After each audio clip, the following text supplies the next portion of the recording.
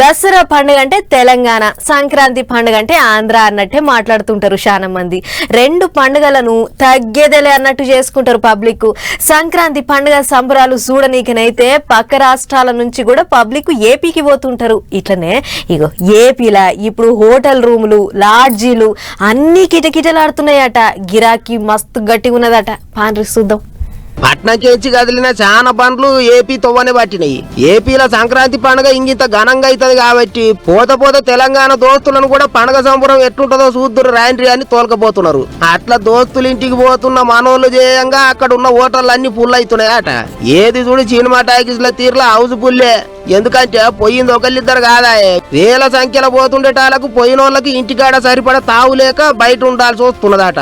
అందుకే హోటల్ బుకింగ్లు కూడా అంతే గట్టిగా నడుస్తున్నాయి. తెలంగాణకేంచి పక్క రాష్ట్రాలకేంచి జనాలు గంటకి ఇంత ఎక్కువనే వస్తుండేట వరకు హోటలోళ్ళు చూత రేట్లు అనామతం పెంచేసిండ్రు. భీమవరం, ఏలూరు, తాడేపల్లి గూడెం, తణుకు, కాకినాడ, రాజమండ్రి అసోంటి పట్టణాలల్లా ఒక్క రూమ్ సుత ఖాళీగా లేదంటే అర్థం చేసుకొని రద్దీ ఏ రేంజ్ లో ఉన్నదో. మామూలు రోజులలో రోజుకు 2,500-3,000 పలికే రూములు సుత పండుగ ముమ్మిరి చేయంగా 9-10 దాకా పలుకుతున్నాయి. అట్లా 3 రోజులకు 30,000కేంచి 60,000 దాకా అయినా సరే వచ్చిన చుట్టపోళ్ళ ముంగట మాట రావద్దు, మర్యాదకు లోటు రానియొద్దని ఏపీ దోస్తులు కూడా ఖర్చుకు వెనకకు పోదలేరట.